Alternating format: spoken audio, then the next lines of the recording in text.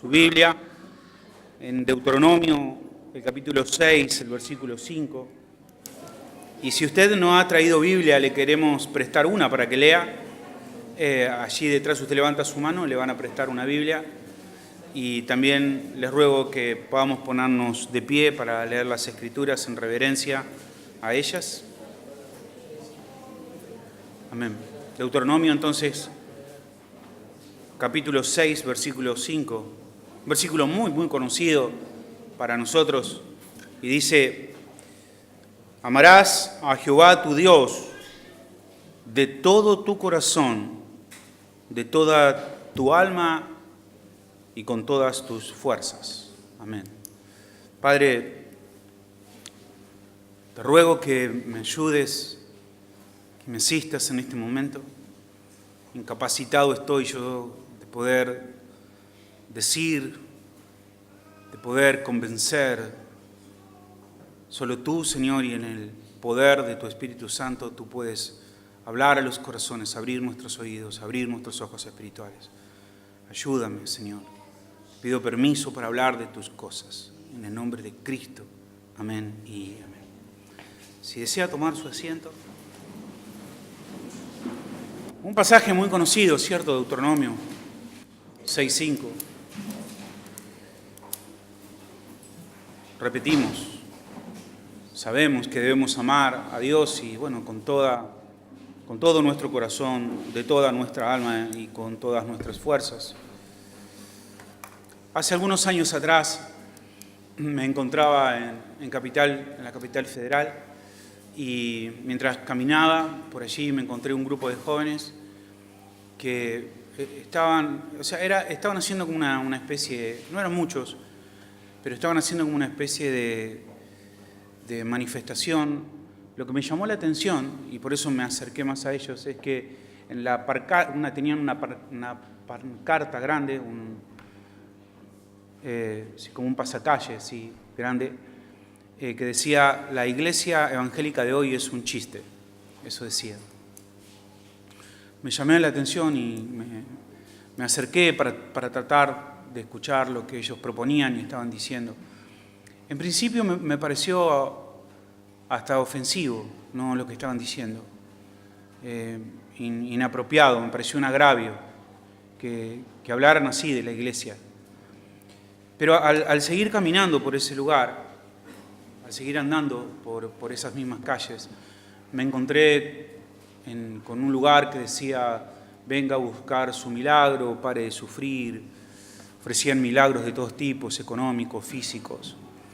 Y casi enfrente había otro gran anuncio que decía: el show de la fe. El show de la fe. Y aunque al principio me pareció disonante lo que decían, inapropiado y que no era cierto, al tratar de ver con los ojos que ellos veían, me di cuenta de que en verdad es como las personas nos ven, como las personas ven la iglesia evangélica.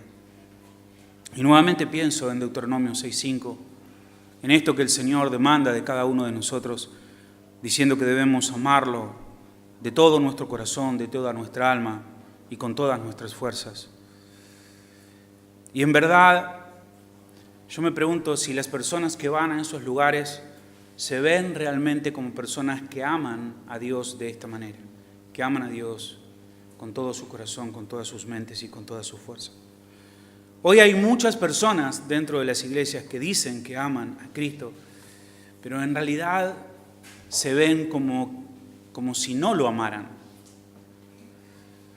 Están en las iglesias, sí, están allí, están sentados, quizás en un domingo como hoy, concurren a las iglesias. Y parecieran que estuvieran amando al Señor, pero aman al Señor entre otras muchas cosas que ellos aman. Aman de la misma manera al Señor que como aman otras cosas en su vida. E incluso, para ser sinceros, aman a veces mucho más a otras cosas que al mismo Señor. Aman a Dios de todo con toda su mente, con todo su corazón y con todas sus fuerzas, aman un montón de cosas, en competencia con el amor al Señor. Y eso hace que aquellos que nos observan o que observan la iglesia no nos tomen realmente en serio. Nos vean como un chiste, como una ficción, como una mentira. Pero Dios pide que le amemos en serio, de verdad, no de mentirita ni a medias. Dios demanda que le amemos no a igual que otras cosas, no en competencia con otras cosas, sino Él pide nuevamente que le amemos con todo nuestro corazón, con toda nuestra mente y con todas nuestras fuerzas, como algo único, como una prioridad única, como lo único en quien vertir nuestro amor de una forma incomparable, con nada, con ninguna otra cosa que esté al nivel del Señor. El libro de Efesios, en el capítulo 6, el versículo 24, leemos: la gracia sea con todos los que aman a nuestro Señor Jesucristo.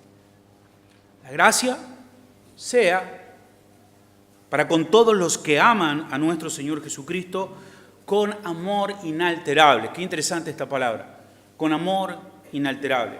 Esto significa con un amor que no cambia, con un amor que no tiene alteraciones, con un amor que no varía. Esta idea de hoy amo al Señor, pero mañana no sé, hoy sí, pero no. No, el Señor dice que, la Escritura dice allí en Efesios, que la gracia sea para todos los que aman a nuestro Señor Jesucristo con un amor que no varía, que no cambia, que es inalterable. Y cuando le preguntan al mismo Señor Jesucristo acerca de cómo debemos amar a Dios, Él contesta en el libro de Mateo, en el capítulo 22, en el versículo 37 al 38, dice: Jesús dijo, amarás a Dios con todo tu corazón, con toda tu alma y con toda tu mente. Este es el primero y grande mandamiento. Hoy se habla mucho acerca de amar a Dios. Muchas personas dicen que aman a Dios. Cantamos mucho acerca de amar a Dios, de cómo debemos amar a Dios, de por qué amamos a Dios, qué es lo que el Señor hizo para que nosotros le amemos. Y si alguien hoy nos preguntara a cualquiera de nosotros, ¿amas a Dios? ¿Qué le responderías? Sí, amo a Dios con toda mi mente, con todo mi corazón, con toda mi alma y con todas mis fuerzas. Ahora la pregunta es, ¿qué es amar a Dios? ¿Qué es amar a Jesús con todo nuestro corazón? ¿Y cómo se ven las personas? ¿Cómo podríamos distinguir a las personas y decir, esta persona realmente ama al Señor, como el Señor pide que le amen? Bueno, si dijéramos, vamos a observar la iglesia y vamos a pensar y vamos a identificar, aquellas personas que aman al Señor. Y ¿cómo nos damos cuenta? Son las personas que le cantan a Dios, que le cantan. Vemos a esas personas que le cantan con tanta pasión, con tanto amor. Una persona que habla de esa forma, que canta de esa forma, que utiliza esas palabras de amor para referirse al Señor, esa persona ama al Señor. Seguramente esa persona es la que está amando al Señor. O podríamos decir, quizás, los que aman al Señor seguramente son los que lloran en las reuniones. Los que lloran en las reuniones, esos sí aman al Señor. Porque en realidad, ¿quién va a llorar si no ama? ¿No? A mí me cuesta mucho llorar, por ejemplo, casi no lloro. Y cuando una persona llora es porque realmente hay un sentimiento, ¿no? A uno puede decir, pero alguien puede hacerse como un artista. Aún los artistas para llorar necesitan pensar en algo, no visualizar algo que aman o que les lastima. Hay un sentimiento genuino. Y yo creo que una persona que derrama, yo no creo que nadie llore porque sí. O sea, creo que cuando una persona derrama lágrimas, llora, yo creo que es una persona que ama al Señor. Y podríamos decir, las personas que derraman lágrimas, esas personas son las que aman de verdad al Señor. O los que comparten versículos bíblicos en sus muros de Facebook. Decimos, wow, esas personas, las que comparten versículos, sí, porque se exponen, dicen que son cristianos, comparten la palabra de Dios. ¿Quién que no ame al Señor va a hacer eso públicamente? Decimos, bueno, entonces los que comparten versículos, esas personas son personas que aman al Señor. O los que tienen, no sé, una calcomanía en el auto, ¿no? O versículos. No sé si usted va por ahí y ve autos que tienen grandes versículos en los autos. Decimos, bueno, ¿quién va a poner eso si no ama al Señor? ¿No? O un pececito en su auto. Decimos, bueno, esas personas seguramente aman al Señor. Y en verdad, todas estas formas pueden ser una manera de expresar nuestro amor por nuestro Señor. Y está muy bien que lo hagamos. Está muy bien que derramemos lágrimas. Algunas personas tienen, por ejemplo, cuando cantamos, he escuchado que de repente por ahí estamos cantando y sienten el deseo de levantar sus manos, pero no levantan sus manos porque temen que les juzguen. Si no, debe ser pentecostal porque levanta las manos, entonces no levantan las manos. No, hermano, está muy bien si usted levanta las manos, está muy bien si usted derrama lágrimas, está muy bien si usted comparte del Señor en su Facebook, está muy bien si usted le pone una calcomanía a su auto o le pone un pececito identificándose como una persona cristiana. Yo antes solía, cada vez que veía un auto con un pececito, ¿no? Decía, esa persona es un creyente, es un evangélico. No sé si a usted le pasa eso, ¿no? Ok, hasta que usted, no sé, encierra a esa persona, ¿no? Con el auto. Entonces se da cuenta que el único que es cristiano es el auto y no la persona, ¿no? Pero es verdad. Y todo eso está muy bien. Y debes hacerlo. Es verdad, lo debemos hacer. Pero debemos luego esforzarnos para vivir a la altura de lo que decimos. Para que nuestra vida sea coherente con lo que expresamos externamente.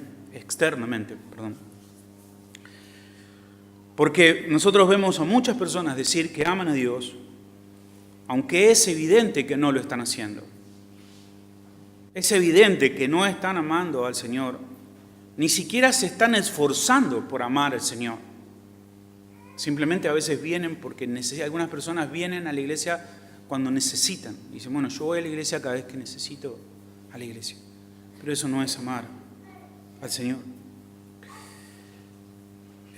Una vez recuerdo que hace unos años atrás no estábamos aquí físicamente, estábamos cerca, unas cuadras de aquí, y con los hermanos de la iglesia era un lugar muy grande y en un momento se nos ocurrió que podíamos comenzar con un jardín de infantes en la iglesia. Así que comenzamos a trabajar en eso y hicimos unos pasacalles.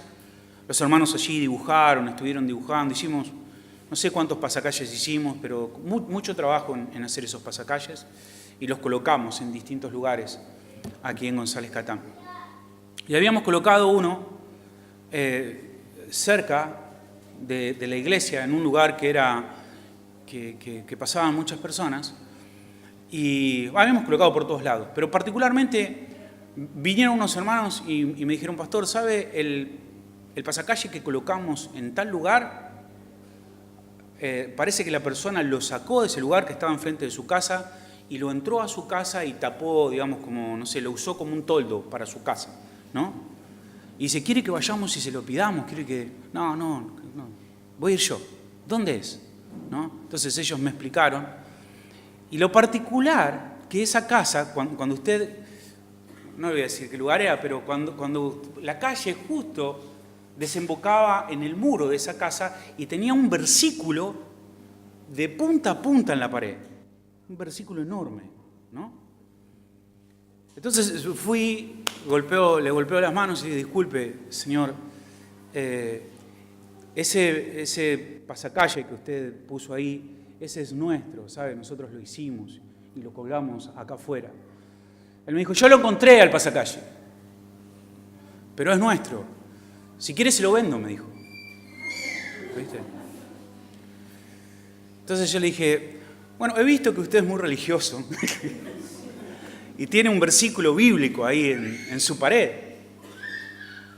Me dijo, sí, yo soy cristiano. Digo, qué bueno, yo también soy cristiano. Uy, qué bueno. ¿Sí? Digo, yo me congrego en la iglesia Sion. Ah, hermano, qué bendición, sí conozco la iglesia, conozco al pastor Ángel. Amén, le digo yo. Amén.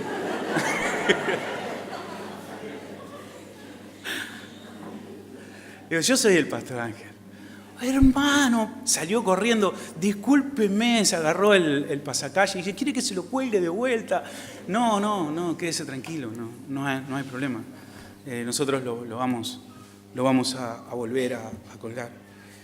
Y cuando tú ves personas que dicen amar al Señor y hacen tales demostraciones de amor al Señor, y no es que cuando hacen ese tipo de cosas, tú piensas, esa persona realmente es un terrible hipócrita, es un hijo del diablo. No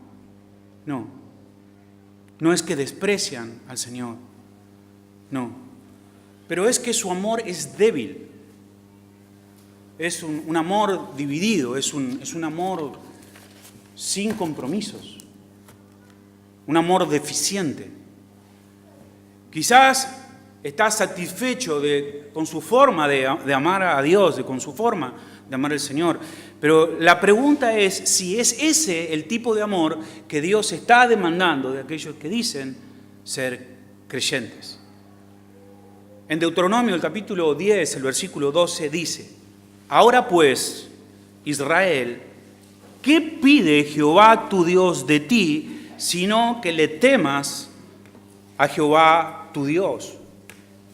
Que andes en todos sus caminos y que lo ames, y que sirvas a Jehová tu Dios con todo tu corazón, con toda tu alma, que guardes los mandamientos de Jehová y sus estatutos, que yo te prescribo hoy para que tengas prosperidad.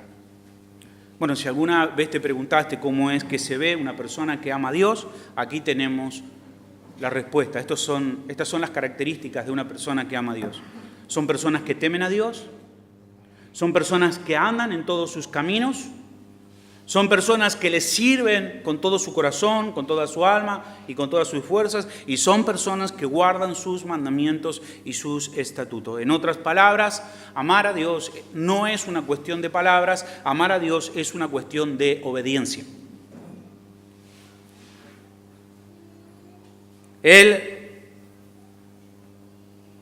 nos dice lo que debemos hacer y nosotros debemos hacerlo con todo nuestro corazón, con toda nuestra alma, sin lugar para nada más en nuestras vidas. Amar a Dios no es tener una Biblia, ni siquiera es leer mucho la Biblia. Amar a Dios es someterse a lo que la Biblia dice, es sujetarse a lo que la Biblia dice.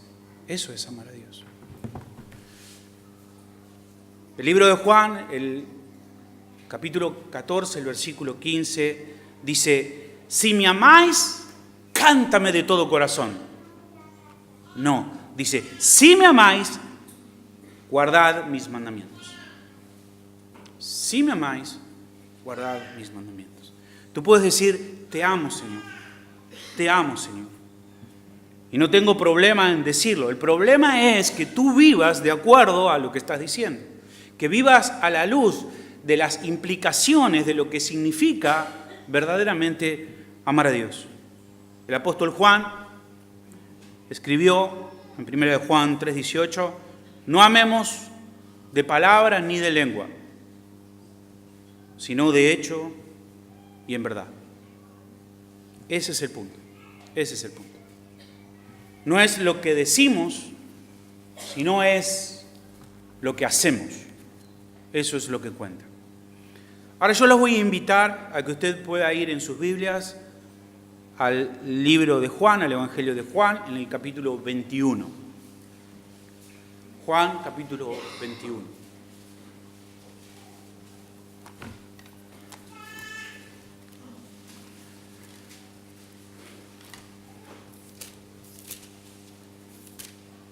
¿Lo tiene? Bien, ok. Aquí nosotros vemos un encuentro entre nuestro Señor Jesucristo y Pedro, y nos enseña, este encuentro entre el Señor y Pedro nos enseña mucho acerca de lo que significa amar al Señor. Pero antes quiero darle el contexto, así que ponga el dedo ahí, ¿sí? Que ahora vamos a volver a este pasaje, a Juan 21, 3. Pero antes permítanme darle el contexto de lo que lo que ocurre o lo que ocurrió antes de este encuentro. Antes de que esto pase, antes de que se encuentre aquí en Juan 21 el Señor con Pedro, Pedro ya le había declarado su amor al Señor Jesucristo. En Mateo 26, 33, Pedro dice, aunque todos se escandalicen de ti, estas son palabras que conocemos, yo nunca me escandalizaré. O sea, aunque todos te abandonen, aunque todos te dejen, Señor, yo no me voy a ir, yo nunca te voy a abandonar. Y en el versículo 35 del mismo capítulo de Mateo 26, dice, aunque me sea necesario morir contigo, no te negaré. Y todos los discípulos, no solamente Pedro, todos los discípulos, dijeron lo mismo. Todos dijeron las palabras correctas. Todos dijeron lo que sentían. Y yo creo que lo sentían. Yo creo que sinceramente ellos dijeron, Señor, contigo, hasta la muerte. Vamos a estar contigo, no importa lo que pase, no importa lo que suceda. Nosotros siempre vamos a estar contigo. Las demás personas pueden abandonarte, pero nosotros nunca te abandonaremos, siempre estaremos contigo. Y creo que es una declaración genuina, que en ese momento ellos asumen el compromiso de lo que significa amar y seguir al Señor y hacen esta declaración. Ahora en Mateo 28, 16, esto es después de la resurrección, lo que vemos en Mateo 26, 33 es antes de la cruz, lo que vemos ahora en Mateo 28, 16 es después de la cruz y después que el Señor resucitó.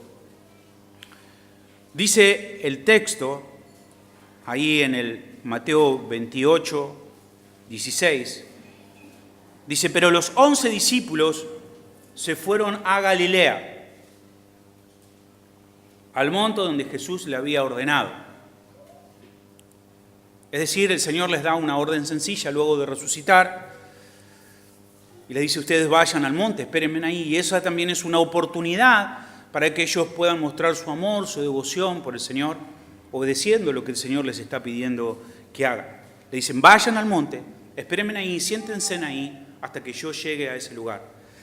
Y Mateo sigue en el versículo 17, parece que cierra esta circunstancia, no da más detalles, simplemente dice en el versículo 17 que vieron allí al Señor y le adoraron. Ahora, Mateo termina aquí el punto, pero entre este versículo 16 y este versículo 17 hay un evento en medio, el que nosotros vemos en Juan. Mateo no lo cuenta porque no es el punto de Mateo, pero Juan sí. Juan en el capítulo 21 nos habla de lo que ocurrió entre que el Señor les dijo vayan al monte y quédense ahí, y entre que al final ellos vieron al Señor Jesucristo y le adoraron. ¿Y qué pasó en medio? Bueno, ahí sí vamos a nuestro texto de Juan, el capítulo 21.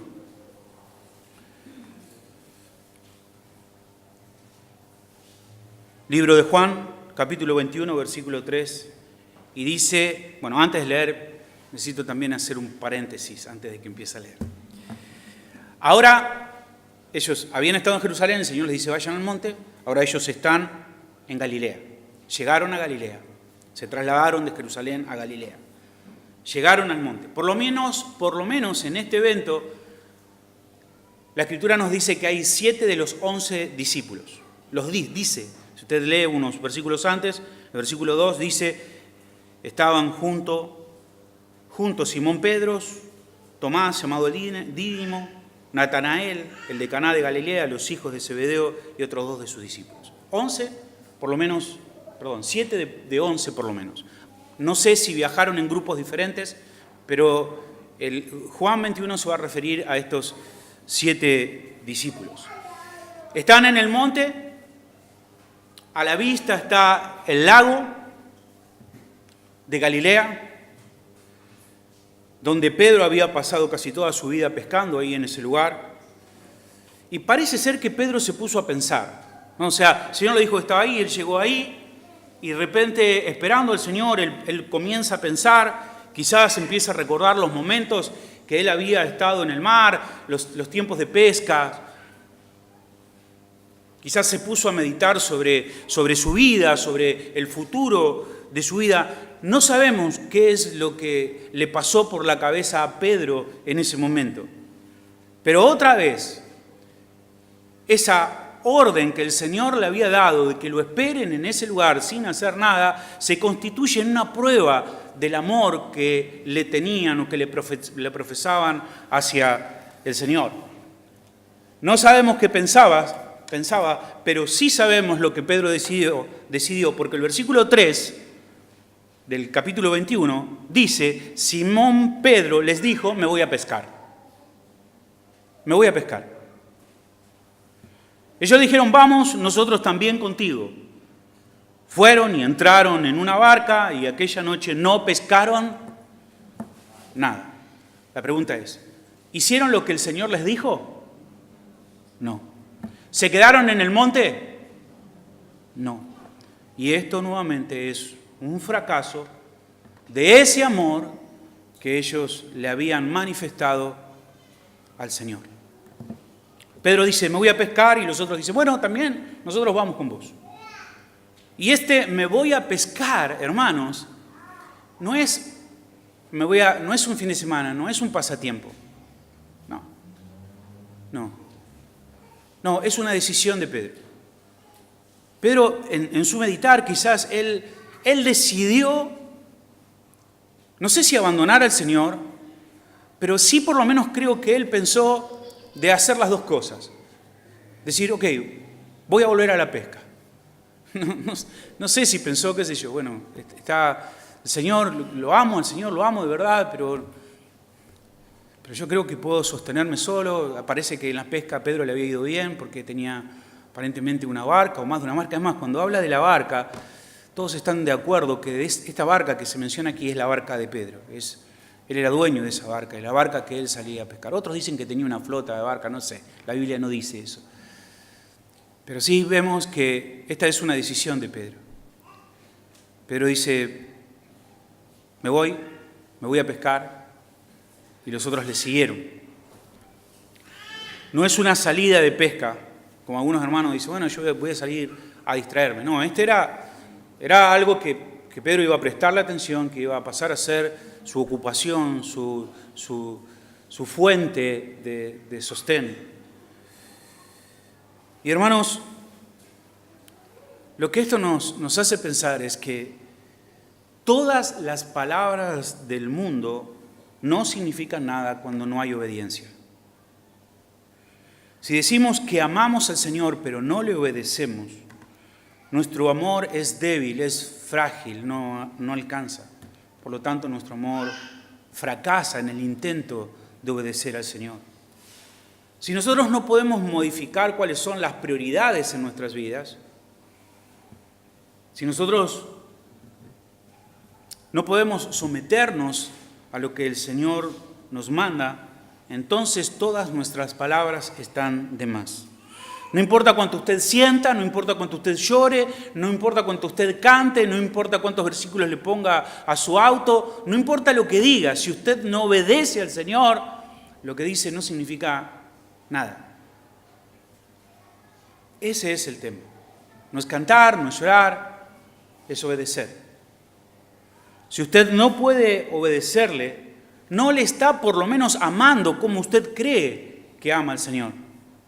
Si usted no es capaz de someterse a la voluntad del Señor, debe admitir que su amor no alcanza, que su amor fracasa cuando usted intenta obedecer.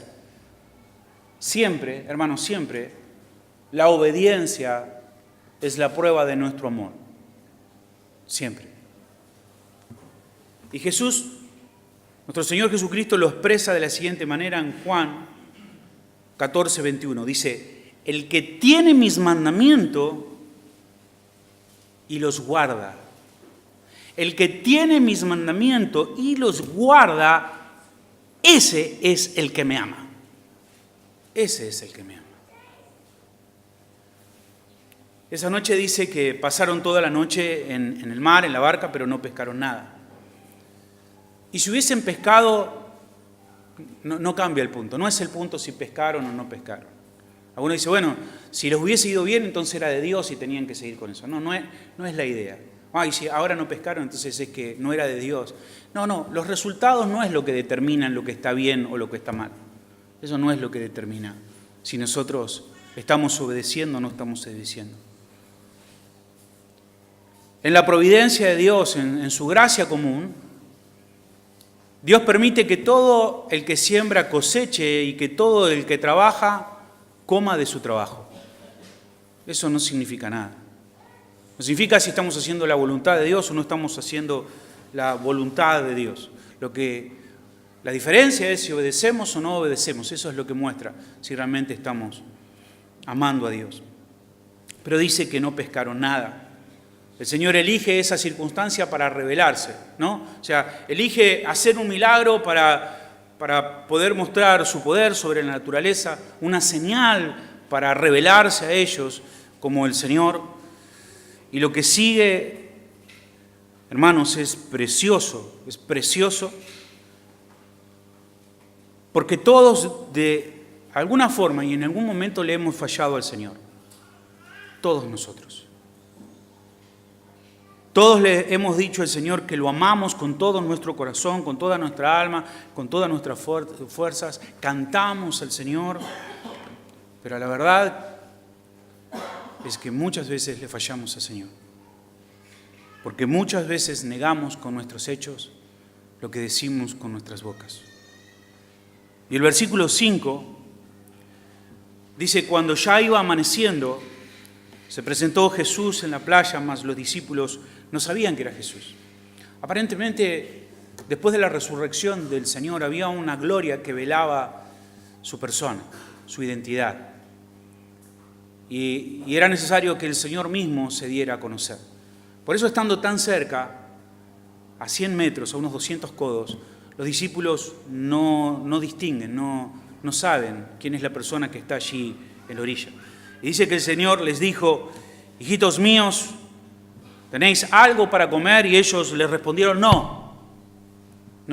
Y el versículo 6 dice, Él les dijo, echad la red a la derecha de la barca y hallaréis. Entonces la echaron y ya no la podían sacar porque por la gran cantidad de peces. El versículo 7. Entonces aquel discípulo a quien Jesús amaba, es interesante, ¿no? Esto, porque ¿quién está escribiendo esto? Juan. Y Juan se refiere a sí mismo en tercera persona, ¿no? No dice, yo Juan lo vi, dice, a quien el Señor, el discípulo que el Señor amaba, o sea, a mí, ¿no? Le dijo a Pedro, es el Señor. Entonces le abre los ojos a Juan.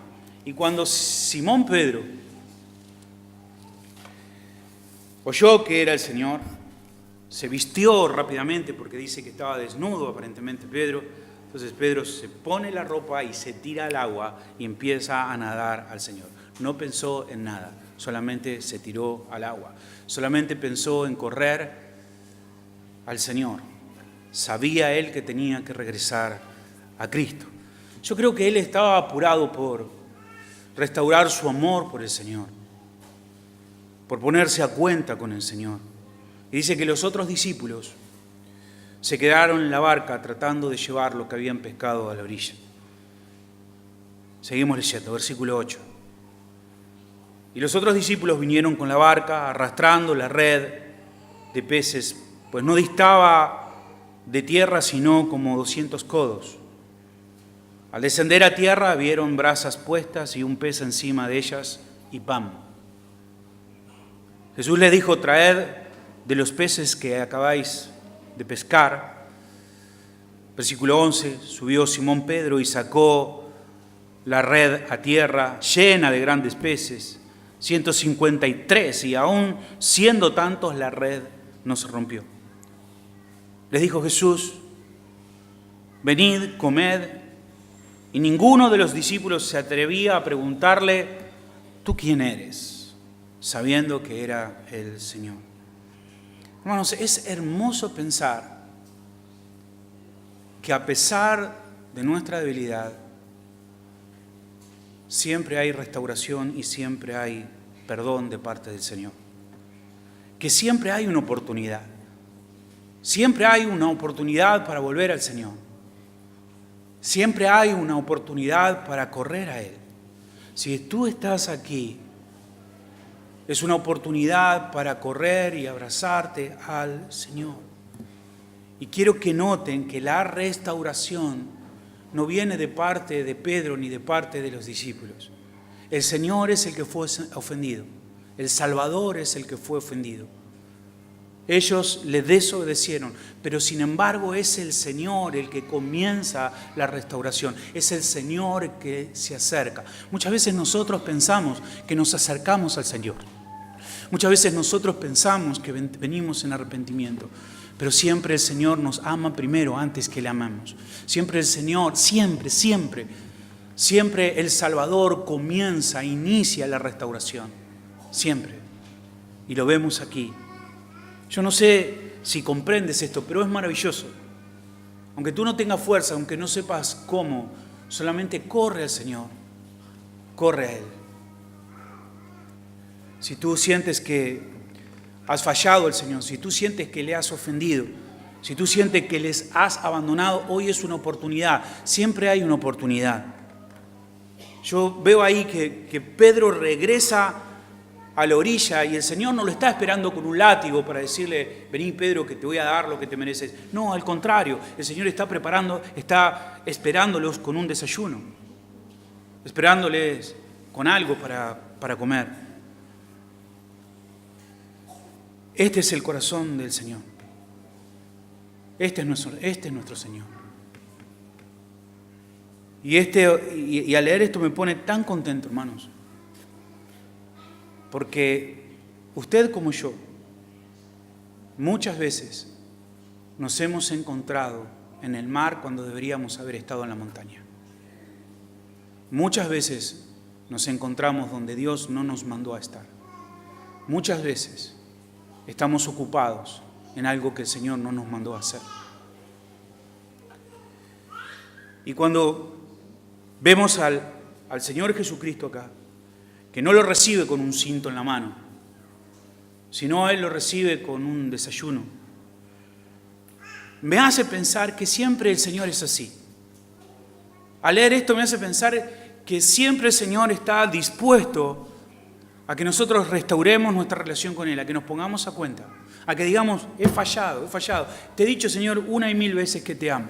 He prometido 1 y 1000 veces seguirte, pero no lo he logrado. En verdad, no te amo como tú me demandas que te ame.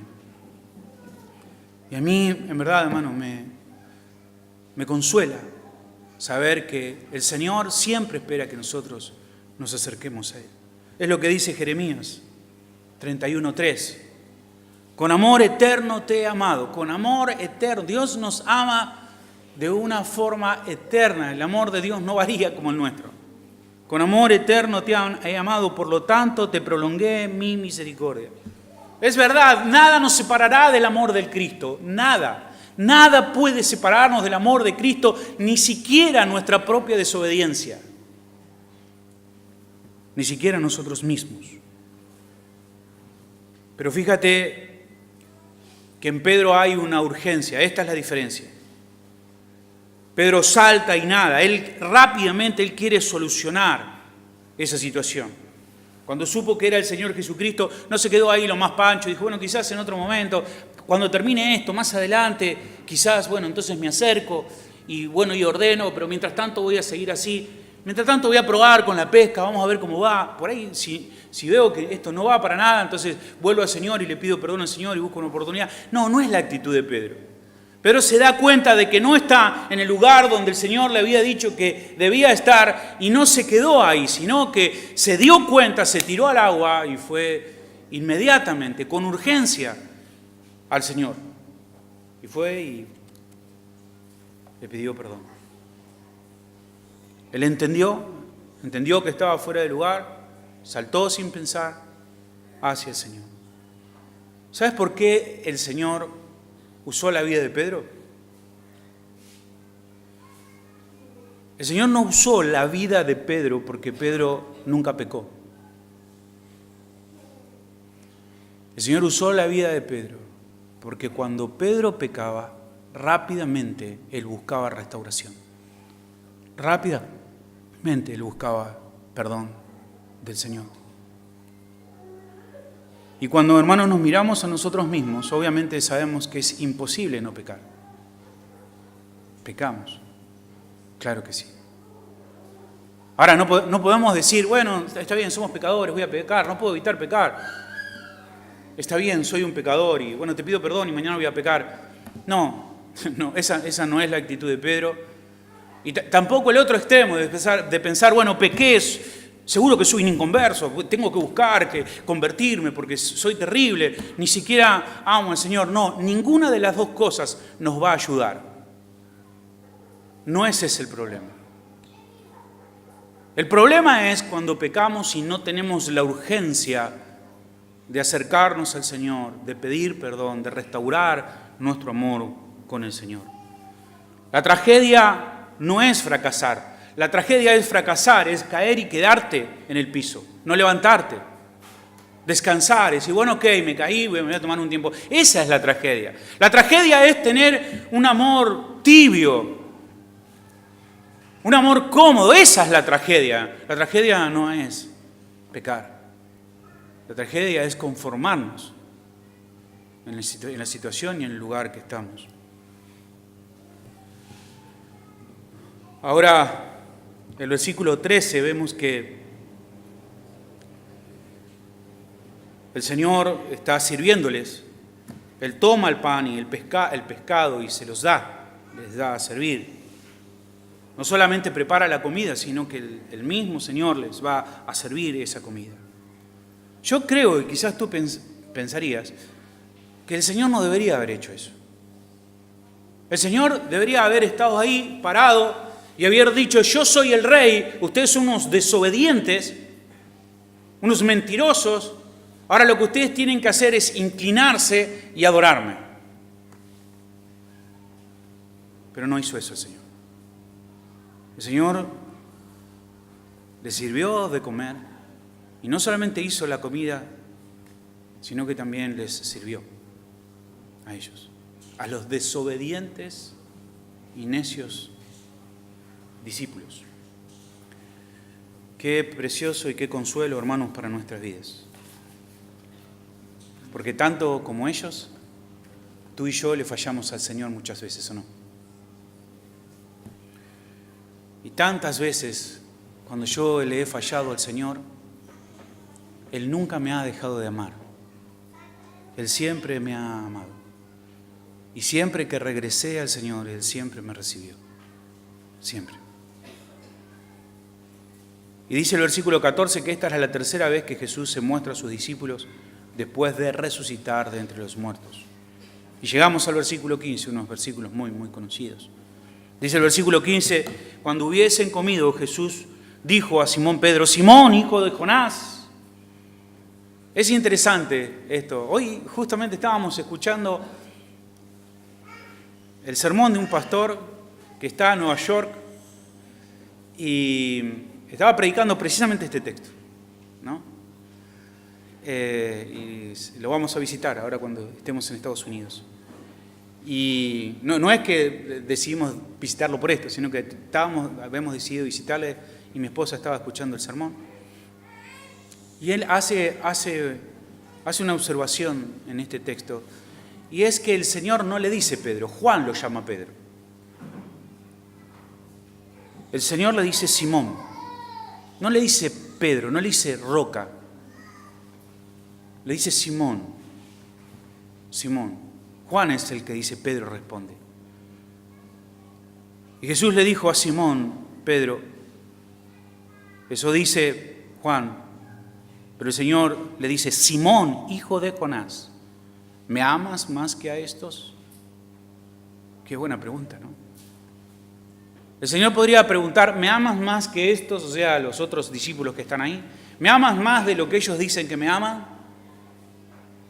¿Me amas más que estas personas? O también le podría estar preguntando el Señor, ¿me amas más que tu barco? ¿Me amas más que tus herramientas?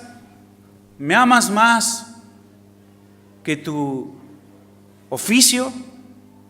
¿Me amas más? ¿Me amas más que tu trabajo? ¿Me amas de una manera que puedes descansar en mí, que puedes esperar en mí como tu proveedor? ¿Me amas de esa manera? ¿Me amas más que tu propia vida, que tus propias satisfacciones, que tus entretenimientos? ¿Realmente me amas más que todo esto? Y Pedro responde en el versículo 15, sí, Señor, tú sabes que te amo. Aquí hay un juego de palabras en griego que no sé si es el punto del pasaje.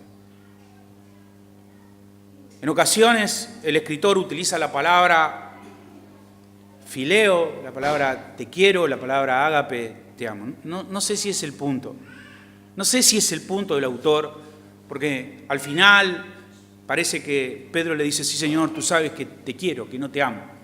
No sé si ese es el punto del autor.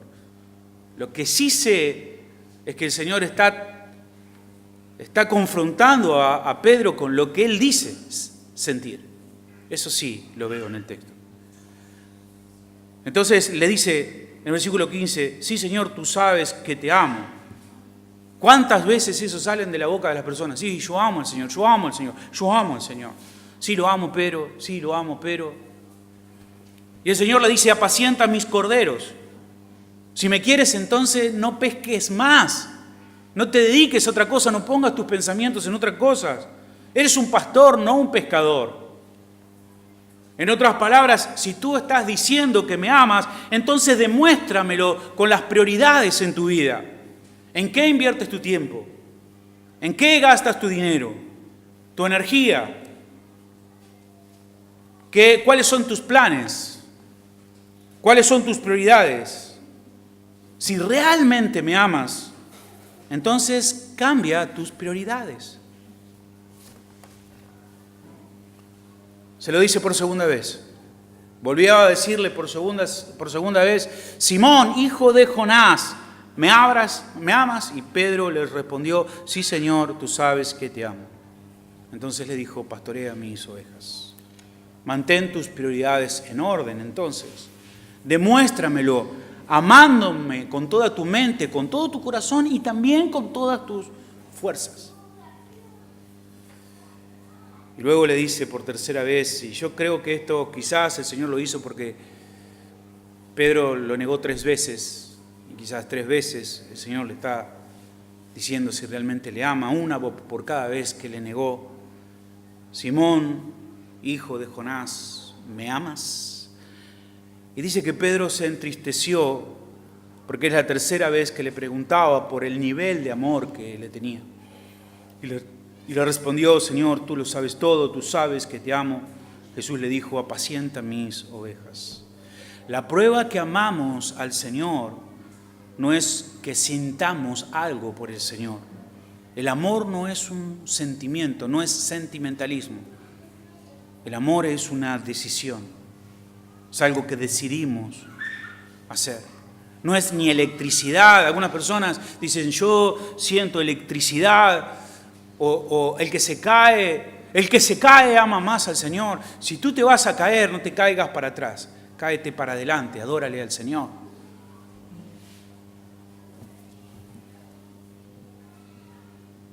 El amor no es algo sentimental, no es tener buenos sentimientos por el Señor.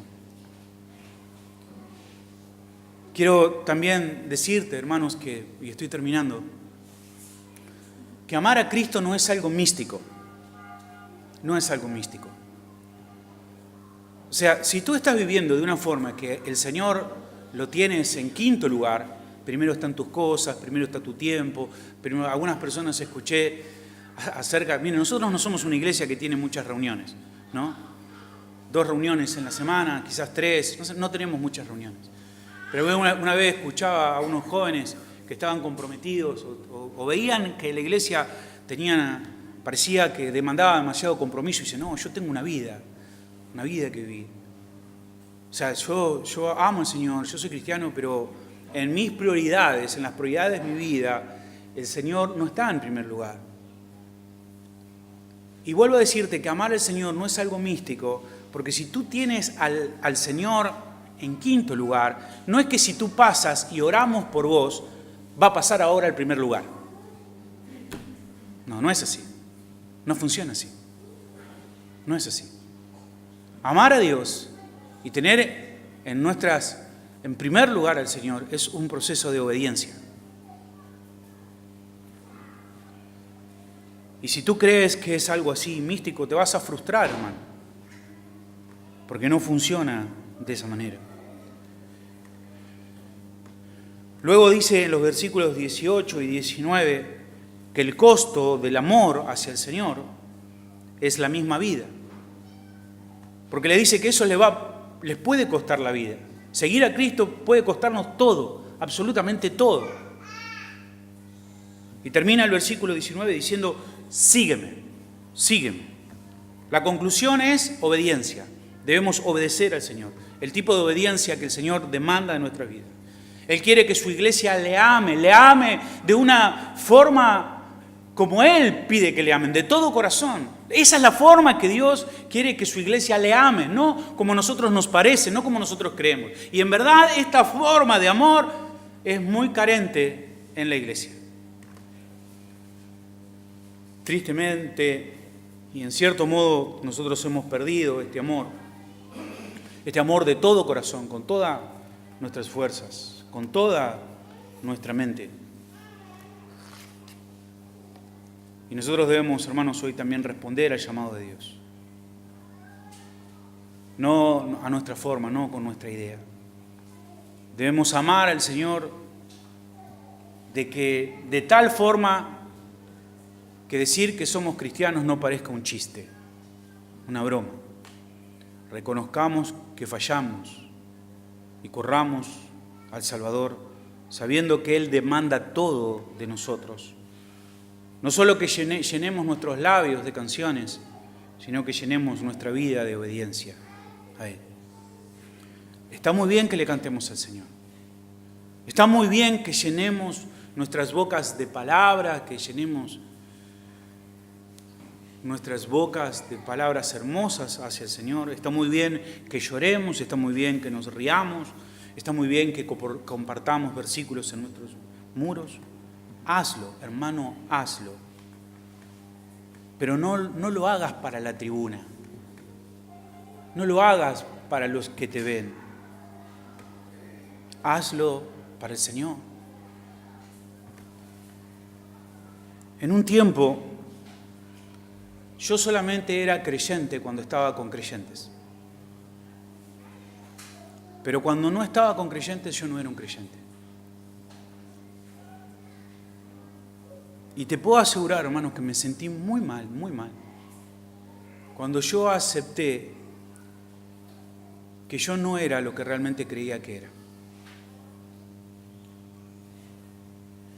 Y lo peor es que a veces en este simular, a veces que amamos al Señor, hay otras personas que comienzan a poner sus ojos sobre nosotros, a admirarnos de alguna manera.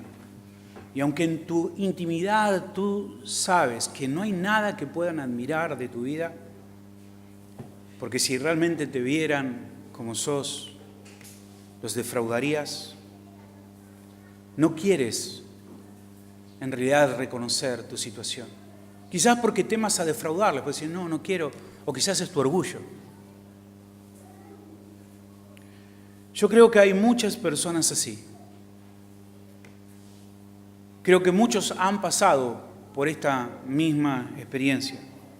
Estamos muy condicionados por el qué dirán, por el qué van a pensar las personas de nosotros, ¿no? Porque no queremos decepcionar a las otras personas. Así que seguimos fingiendo que somos verdaderos cristianos, cristianos que amamos al Señor. Y hermano, yo quiero darte un consejo hoy. Si tú estás en esa situación, si tú estás pasando por este momento en tu vida, no lo hagas más. No sigas fingiendo algo que no eres. Te va a ir muy mal. Va a haber mucha tristeza en tu vida. Y lo peor, que hasta que tú no reconozcas que en realidad no amas a Dios como debes amar, jamás vas a prosperar. No te estoy hablando de economía. Te estoy hablando de tu vida espiritual. Jamás tu vida cambiará. Seguirás viviendo para la tribuna, para el público. No hagas eso. No hagas eso. Si hoy reconoces que no amas al Señor verdaderamente, si hoy tú dices verdaderamente yo no amo al Señor, quiero decirte algo, no vas a ser desechado. No es que si tú dices, ¿sabes qué, pastor? Yo soy un careta. Yo no amo al Señor. No es que la iglesia te va a poner a un costado y te va a decir, bueno, mire, acá está el hermano que decía amar al Señor y no ama. No, la iglesia no va a hacer eso. La iglesia te va a amar, la iglesia te va a soportar, la iglesia te va a ayudar a que tú puedas ser esa persona que quieres ser. Si tú reconoces hoy cuál es tu verdadera situación, si tú reconoces hoy que tú en realidad estás fingiendo algo que no eres, quizás hoy sea el último día que tú tengas que fingir eso. Porque el Señor puede hoy derramar gracia sobre tu vida y puede comenzar una transformación permanente en ti. Adorar al Señor no es cantar. Algunas personas dicen, bueno, el que canta al Señor, los adoradores. Yo crecí en una iglesia donde cuando íbamos a la reunión decían 3 de alabanza y 3 de adoración, ¿no? La alabanza era lo movido, no era, bueno, aunque algunos bailaban, pero la alabanza era lo movido de las panderetas, y la adoración, el adorador era la música lenta. Pero adoración no tiene nada que ver con música lenta, absolutamente no. O sea, si fuera que la música lenta es adoración, entonces, no sé, Julio Iglesias sería un adorador, ¿no? O, qué viejo que soy yo, no sé otro que cante melódico, pero o sea, cualquier entonces cantante melódico es, wow, este es un adorador. Y muchos piensan así, ¿no? Wow, qué adorador, ¿no? Adoración es exaltar a Dios con nuestra mente, con nuestras vidas, con nuestro corazón, con todo nuestro ser, con todo lo que somos. Eso es ser un adorador. Cuando Dios dice que Él está buscando adoradores, no es que está buscando cantantes melódicos. No, Él está amando personas que le amen de verdad, que se sometan a Él, que tengan un amor sincero, obediente, persistente en Él. Él no está buscando un estilo de música, Él está buscando un estilo de vida. Nuestra vida debe ser una vida de adoración. No porque vamos cantando en nuestra vida, sino porque nuestra vida es una vida de obediencia en todo lo que hacemos. Eso es ser un adorador. Eso. Cuando obedecemos, entonces es que estamos adorando a Dios. Cuando tú te niegas a ti mismo, a tus deseos, a tus pasiones, entonces estás adorando. Cuando tú obedeces a tus padres, estás adorando. Cuando tú obedeces y te sometes a tu esposo, estás adorando. Cuando tú amas a tu esposa, estás adorando. Cuando tú eres un buen empleado en tu trabajo, entonces tú estás adorando. Eso es ser un adorador. Eso es ser un adorador. Así que nunca digas, yo quiero ser un adorador porque quiero cantar. No, eso no es ser un adorador. Porque hay muchas personas que cantan y cantan mucho, pero no adoran nada. Un adorador es aquel que con todo lo que hace exalta a Dios. Vive para Dios. Ese es un adorador. En resumen, Ser un adorador es obedecer al Señor. Eso es amar al Señor. Y hoy es una oportunidad. Suelen decirse muchas veces Dios te ha traído, y a veces suena un cliché, pero en verdad que Dios nos ha traído. Dios nos ha permitido, Dios ha allanado nuestro camino. Y estamos aquí, y quizás tú estás reconociendo también que tu amor es un amor débil, un amor que ha fallado muchas veces. Y hoy tenemos la oportunidad, no de que te quedarte tranquilo en tu lugar, sino que hoy puedas tener la urgencia en tu corazón de ponerte a cuenta con el Señor y decir: Señor, perdóname, perdóname. Sé que quizás mañana vuelva a pedirte perdón, pero quiero hoy que me des las fuerzas para poder vencer. Ayúdame. Pero debes reconocer tu situación. Debemos reconocer que no le amamos. Debemos reconocer que muchas veces la gente, con mucha razón, dice que somos un chiste. Con mucha razón. Pero que podamos, con la ayuda del Señor, ser una iglesia que le ama. Amén. Padre, gracias por este maravilloso pasaje que nos consuela tanto, Señor, porque ciertamente somos débiles y ciertamente necios y pecamos una y otra vez. Y es verdad que muchas veces